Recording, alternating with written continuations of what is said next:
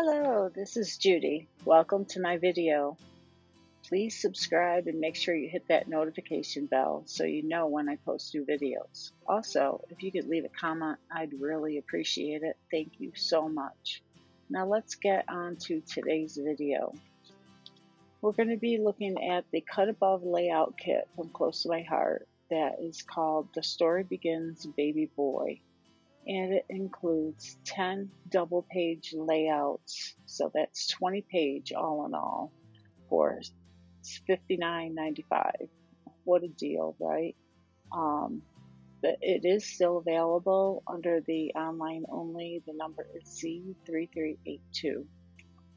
Okay, so that is the first page, Twinkle Twinkle. And I got a new computer, so I'm experimenting with the videos, so you'll have to go along with me here. And I'm just going through showing some of the pages I've already made because I was at a crop and I put a bunch of them together. But the ones at the end I'm going to do videos on, so you'll be able to see the process of making them. So I added a lot of inking to the edges of the clouds and the pages, and I used doodling lines as I've showed, pointing them out. I really like this Eat, Sleep, Repeat page, and I, made them fit what I wanted them to do, and I added mats to most of the pages using colors that were already in the kit. This is basically a gray, glacier, a very light yellow. Let's see what other colors. Some of the very light greens and sapphire. So, you can use the colors to enhance your pages as you would like. They're very subtle and soft, very nice for baby pictures. This page I added a lot of inking and some stamped images with the stars, and I inked the edges of those additions on that page. Okay, we're to the page here, the happy birthday for the first birthday page. I'm going to put it together. And all of the die cuts that are in the kit have the page that they go with on the cutout, so you know what cutouts go with what page. So they make it so easy to put these together. All you really need is adhesive, 3D foam tape, a journaling pen. Scissors always work, and glue. So, use in addition things that you have in your stash to add and enhance your pages, as I did, or you can make them just as they have them. It's a really great kit for beginners. So here I'm just showing how I got the pieces out of the die cuts. Some of them you have to be really careful with, and there's little pieces on the inside. I use my tweezers to help get those out.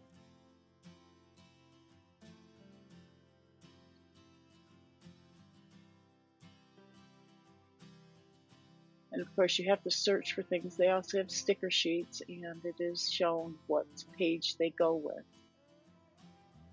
And this first birthday page is a really light yellow citrusy color, and I wanted to make it more yellow, so you'll see that how I did that in the end here.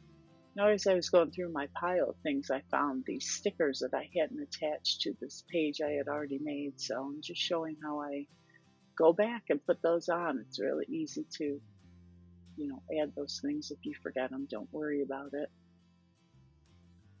And I use the stickers to capture the pictures, so put them around the pictures so everything is included in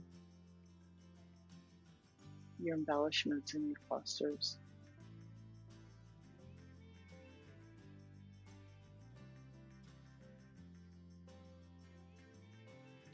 And they also give you little layout pieces. There was the gray ones that coordinate with these pages. And in some of the kits they've come out with since this kit, they have it labeled on the back what page they go with.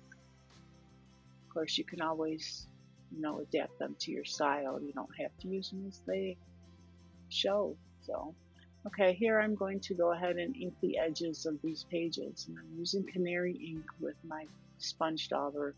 And I really sped this up because, you know, you know how to ink. And I got my craft mat out to make it easier to glide on and off the paper. And I also added yellow where the die cuts go, just to make them really pop off that page. And I looked to see where all the layers were going to be so I could add yellow underneath there so it really make them pop. Do you see how the happy birthday really shows? Yeah, make sure you clean that craft mat off before you change colors. And there you can see the difference between one that is inked and one that isn't. Okay, now I show my process of finding layers for my mats. Now you don't have to use mats, but I did want to. I like that effect. It really makes the pictures stand out. So I went through and tried to find some colors that matched with the layout. And I like the glacier.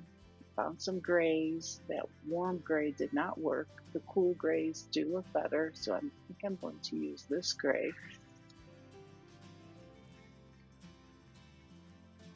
I keep looking just to make sure I like the one that I picked. And then I always measure the pieces because even though, you think, oh, it looks like it's 4 inches, better measure just to make sure. And yes, measure both pieces, right? Measure twice, cut once, as they say. And I forgot to ink that other piece, so I'm just inking that now. And I use liquid glue to adhere them. It makes it easy to adjust, give a little bit of time. Some of the papers aren't as thick as you want, so using a tape runner, if I tried to peel it up to adjust it, if I didn't get it right, it might tear the paper. So I use liquid on the lighter papers. And they provide the photo placeholders. So here I am just putting them on. And now you can use the tape runner because it's pretty easy to put these on straight with the edges so close like that.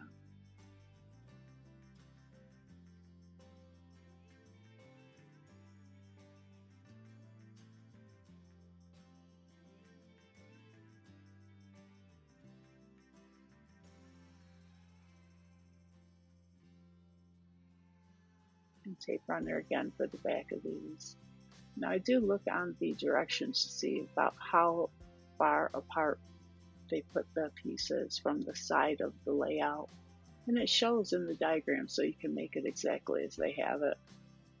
So now I'm using the guide on my glass mat to put it straight. Sometimes I use a T-square for things that are in the middle of the page, but when it's edge to edge, it's pretty easy to make sure you get it straight.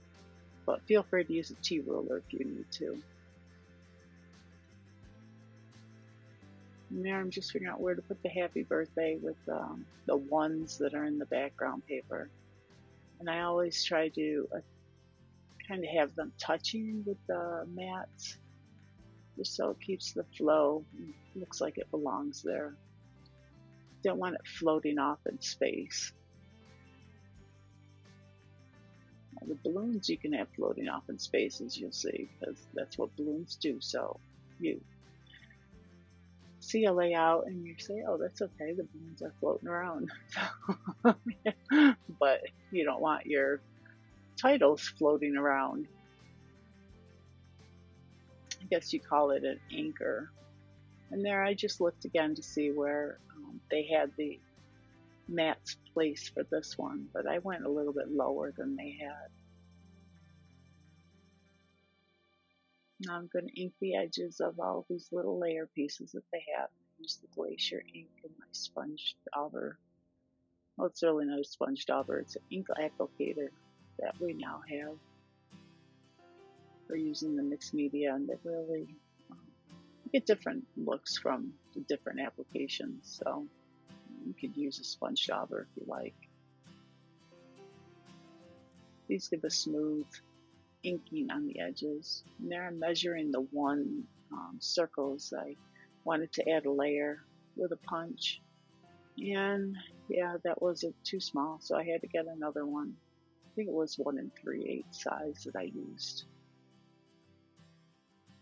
I just added a little more color with this glacier pop outs for the punch outs for the ones to later on. Now I'm going to figure out where I want to place all these items.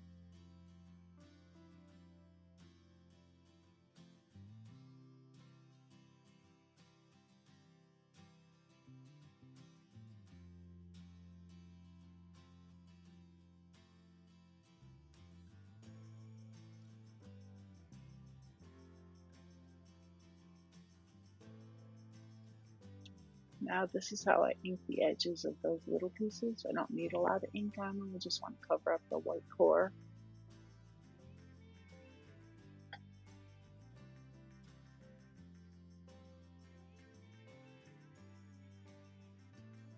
Then I pulled out some stamp sets to see if I could add something for the little more decoration for these pages. And I found a little string for the balloons that I thought would be cute. That was a really old stamp set, but I put my stamp sets to use. I like to use them and pull them out for different projects that I do. Now I'm going to adhere some of the stickers, and there's my T ruler. Make sure that I get everything straight.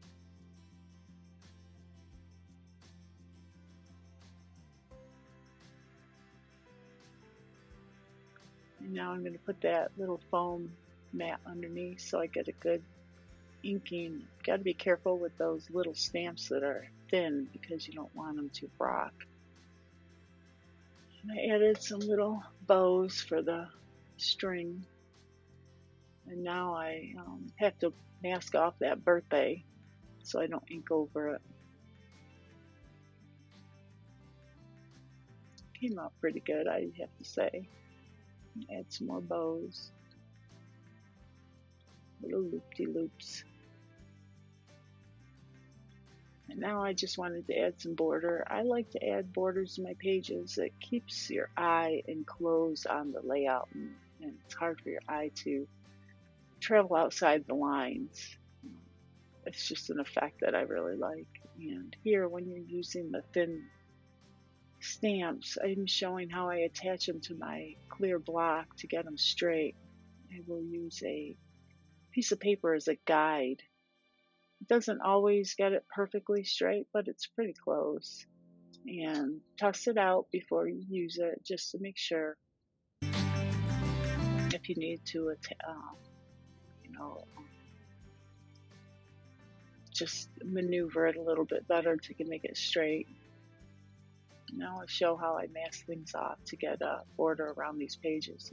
I should have done it before I attached the layers, but it's okay. I can always do it after. It works. Never say never, and scrapbooking or stamping, you can always find a way to make it work.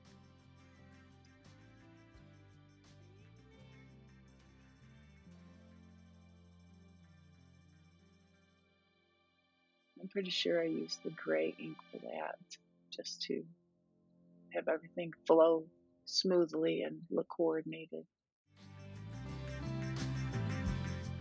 Yeah, this page was a little easier because I didn't put any layers on it yet. And sometimes if the stamp does well without the foam mat, you don't really need it. So, use your own judgment. And after you've used the stamp a little bit, you'll know.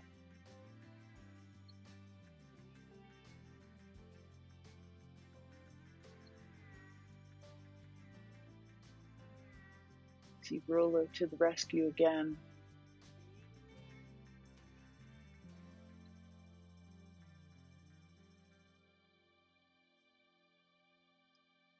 Very inexpensive to get a T-square that gives you a little peace of mind, making sure you get your items straight.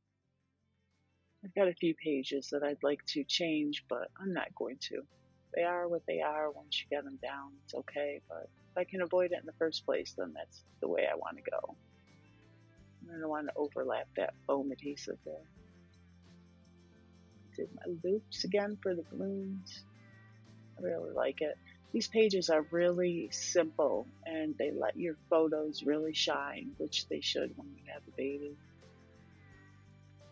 And I'm using the intense black to stamp this cupcake, just to add a little fun and whimsy to these pages. I wanted to put a little stamped image on it. And I have to fussy cut it out. This one didn't come with a die cut or thin cut.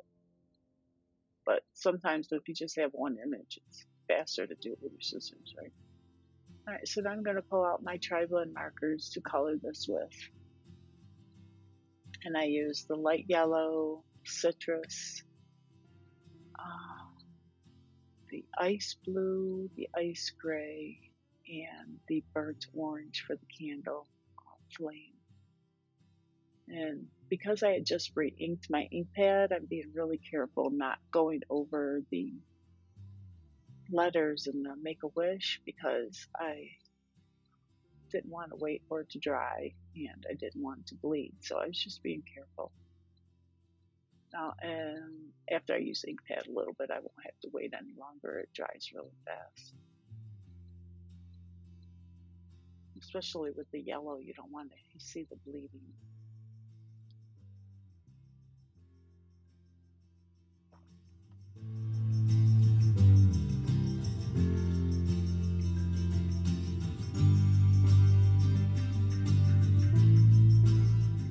You know, if you like how I did this video, learning how to do movies or videos with this new computer and everything is took me all day, one day, but it's fun, and once you learn how to do with it, it's really cool.